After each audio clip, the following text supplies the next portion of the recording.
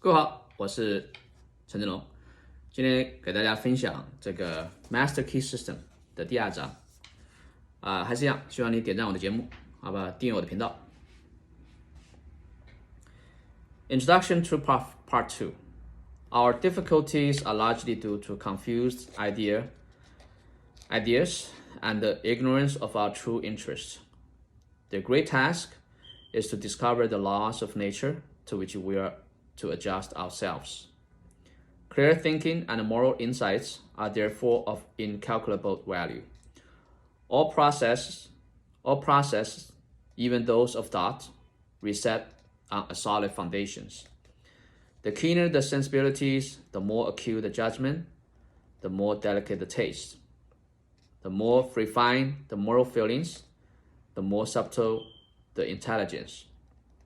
The loftier the aspiration, the purer and the more intense are the gratifications which existence yields. Hence, it is that the study of the best that has been taught in the world gives supreme pleasure.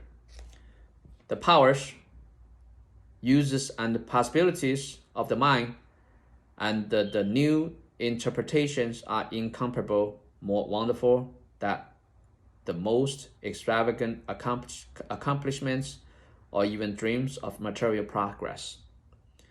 Thought is energy. Active thought is active energy. Concentrated thought is a concentrated energy. Thought concentrated on a definite purpose become power. This is the power which is being used by those who do not believe in the virtue of poverty or the beauty of self-denial. They perceive that this is the talk of weaklings. The ability to receive and to manifest this power depends upon the ability to recognize the infinite energy ever dwelling in man, constantly creating and recreating his body and mind, and ready at any moment to manifest through him in any needful manner. In exact proportion to the recognition of this truth will be the manifestation in the outer life of individual. Part 2 explains the method by which this is accomplished. We're going to start part 2. The operations of the mind are produced by two parallel modes of activity, the one conscious and the other subconscious. Professor Davidson says, he who thinks to eliminate the whole range of mental action by the light of his own consciousness is not unlike the one who should go about to illuminate the universe with a rushlight. The subconscious logical process are carried on with a certainty and regularity which would be impossible if there existed the possibility of error. Our mind is so designed that it prepares for us the most important foundations of cognition, with those we have not the slightest apprehension of the modus operandi. The subconscious soul, like a benevolent stranger, works and makes provision for our benefit, pouring only the mature fruit into our lap.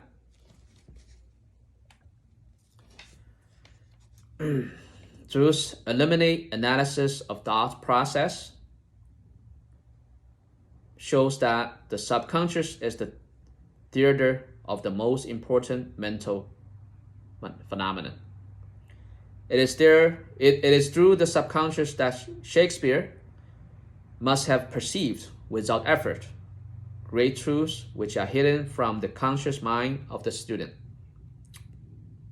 That Phidias fashioned marble and bronze, that Raphael painted Madonnas, and Beethoven composed symphonies. Ease and perfect depend entirely upon degree in which we cease to depend upon the consciousness. Playing the piano, skating, operating the typewriter, the skilled trades depend for their perfect execution on the process of the subconscious mind. The marvel of playing a brilliant piece on the piano, while at the same time conducting a vigorous conversation, shows the greatness of our subconscious power. We are all aware how dependent we are upon the subconscious, and the greater, the nobler, the more brilliant our thoughts are, the more it is obvious to ourselves that the origin lies beyond our ken. We find ourselves endowed with tact, instinct, sense of the beautiful in art, music, etc., all whose origin or dwelling place we are wholly unconscious. The value of this subconscious is enormous. It inspires us, it warns us, it furnishes us with names, facts, and sense from the storehouse of memory. It directs our thoughts, tastes, and accomplishes tasks so intricate that no conscious mind, even if it had the power, has the capacity for. We can walk at will. We can raise the arm whenever we choose to do so. We can give our attention through eye or ear to any subject at pleasure. On the other hand, we cannot stop our heartbeat, nor the circulation of the blood, nor the growth of stature, nor the formation of nerve and muscle tissue, nor the buildings of the bones, nor many other important vital processes. If we compare these two sets of action, the one decreed by the will of the moment and the other proceeding in majestic rhythmic course, subject to no vacillation, but the constant at every moment, we stand in awe of the latter and ask to have the mystery explained. We see at once that these are the vital process of our physical life. And we cannot avoid the inference that these all-important functions are designedly withdrawn from the domain of our outward will, with its variations and transitions, and placed under the direction of a permanent and dependable power within. Of these two powers, the outward and the changeable has been termed the conscious mind, or the objective mind, dealing with outward objects. The interior power is called the subconscious mind, or the subjective mind. And besides its work on the mental plane, on the mental plan, it controls the regular functions which make physical life possible. It's necessary to have a certain understanding of their perspective functions on the mental plane, as well as of certain other basic principles, perceiving and operating through the five physical senses. The conscious mind deals with the impression and the objects of the outer life. It has the faculty of discrimination, carrying with it responsibility of choice. It has the power of reasoning, whether inductive, deductive, analytical, or syllogistic. And this power may be developed to a high degree. It is the seat of the will with all the energies that flow therefrom. Not only can it impress other mind, but it can direct the subconscious mind. In this way, the conscious mind becomes the responsible ruler and the guardian of the subconscious mind. It is this high function which can completely reverse condition in your life. It is often true that condition of fear, worry, poverty, disease, inharmony, and evil of all kinds dominate us by reason of false suggestions, accepted by the unguarded subconscious mind.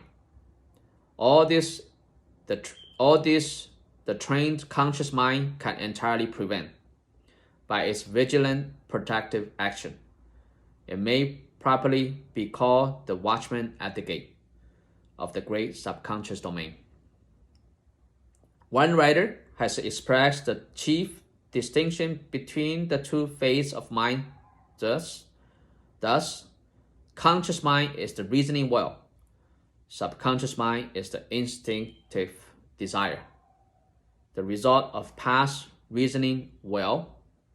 The subconscious mind draws just an accurate inference from premise furnished from outside source. Where the premise is true, the subconscious mind reaches a faultless conclusion, but where the premise or suggestion is an error, the whole structure falls. The subconscious mind does not engage in the process of proving. It relies upon the conscious mind, the watchman at the gate, to guard it from mistaken impressions. Receiving any suggestion as true, the subconscious mind at once proceeds to act thereon in the whole domain of its tremendous field of work. The conscious mind can suggest either truth or error. If the latter, it is at the cost of wide-reaching peril to the whole being. The conscious mind ought to be on duty during every waking hour. When the watchman is off guard, or when its calm judgment is suspended under a variety of circumstances, then the subconscious mind is unguarded and left open to suggestions from all sources. During the wild excitement of panic, or during the height of anger, or the impulse of irresponsibility or irresponsible mob, or at any other time of unrestrained passion, the conditions are most dangerous. The subconscious mind is then open to suggestion of fear, hatred, selfishness, greed, self-depression, self-depreciation, and other negative force derived from surrounding persons or circumstances. The result is usually unwholesome in the extreme, with effect that may endure to distress it for a long time. Hence, the great importance of guarding the subconscious mind from false impressions. The subconscious mind perceives by intuition. Hence, its processes are rapid. It does not wait for the slow method of a conscious reasoning. In fact, it cannot employ them. The subconscious mind never sleeps, never rests, any more than does your heart, your blood. It has been found that by plainly stating the subconscious mind certain specific things to be accomplished, forces are set in operation that led to the result desired. Here, then, is a source of power which places us in touch with omnipotence. Herein is a deep principle which is well worth our most earnest study. The operation of this law is interesting. Those who put it into operation find that when they go out to meet the person with whom they anticipate a difficult interview, sometimes has been there before them and dissolved the supposed differences, everything is changed. All is harmonious. They find that when some difficult business problem presents itself, they can afford to make delay, and something suggests the proper solution. Everything is properly arranged. In fact, those who have learned to trust the subconscious mind find that they have infinite resource at their command. The subconscious mind is the seat of our principles and our aspirations. It is fount of our artistic and altruistic ideas. These instincts can only be overthrown by an elaborate and gradual process of undermining the innate principles. The subconscious mind cannot argue controversially. Hence, if it has accepted wrong suggestion, the sure method of overcoming them is by the use of a strong counter-suggestion, frequently repeated, which the mind must accept, thus eventually forming new and healthy habits of thought and life. For the subconscious mind is the seat of habits. That which we do over and over becomes mechanical. It is no longer an act of judgment, but has worn its deep grooves in the subconscious mind. This is favorable for us if the habit be wholesome and right.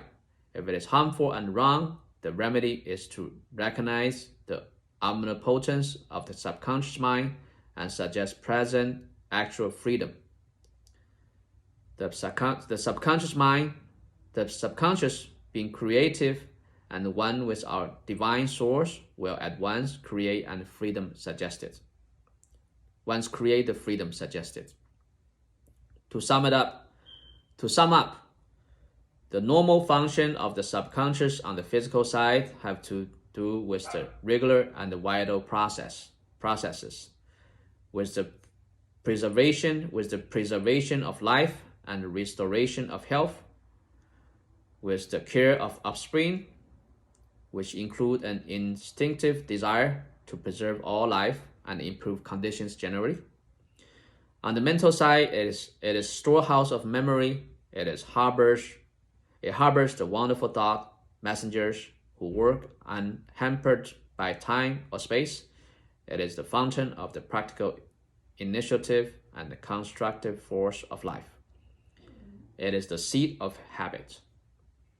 On the spiritual side, it is the source of ideas, of aspiration, of the imagination, and is the channel through which we recognize our divine source.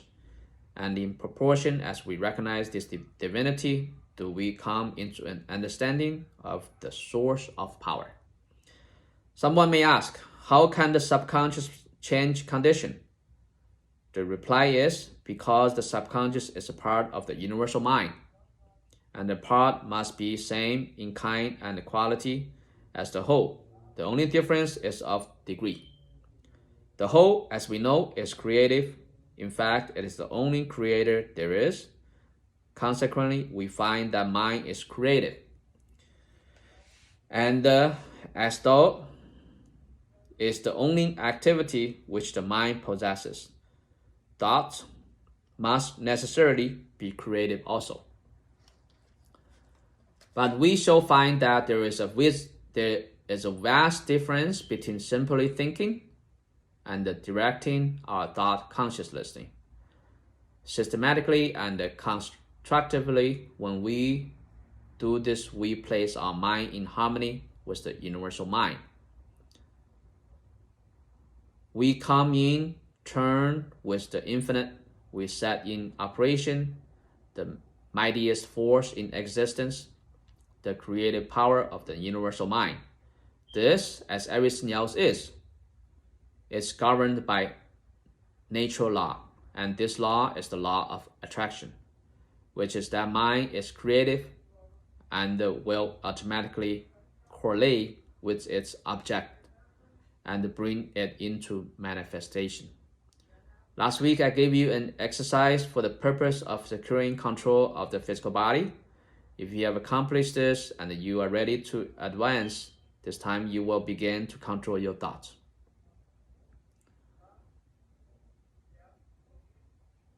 Always take the same room, the same chair, and the same position. If possible, in some cases, it's not convenient to take the same room. In this case, simply make the best use of such condition as may be available. Now be perfectly still as before, but inhibit all thoughts. It will give you control over all thoughts of care, worry, and fear, and will enable you to entertain only the kind of thoughts you desire. Continue this exercise until you gain complete mastery.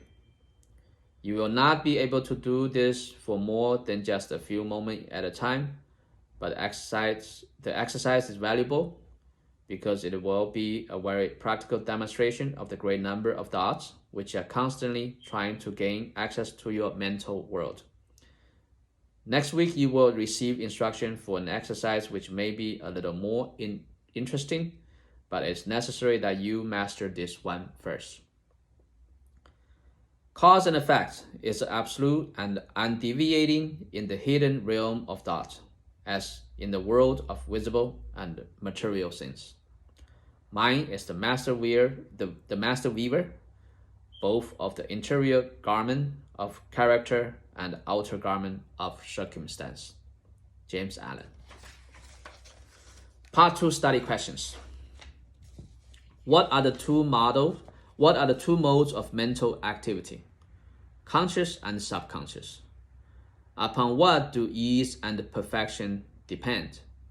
Ease and perfection depend entirely upon the degree in which we cease to depend upon the conscious mind. What is the value of the subconscious? It's enormous. It guides us, warns us, it controls the vital process, and is the seat of memory.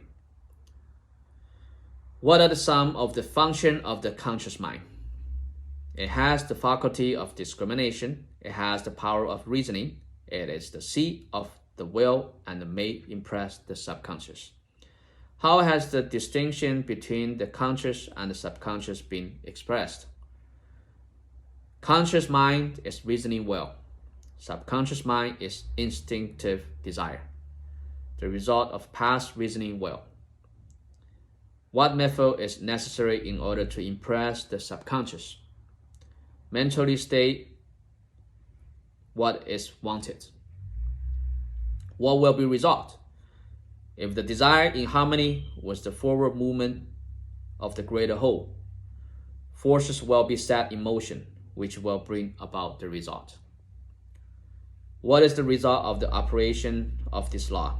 Our environment reflects conditions corresponding to the predominant mental attitude which we entertain. What name has been given to this law? The law of attraction. How is the law stated? Thought is a creative energy and will automatically correlate with its object and bring it into manifestation. That's it, folks. Part 2 of the Master Key System.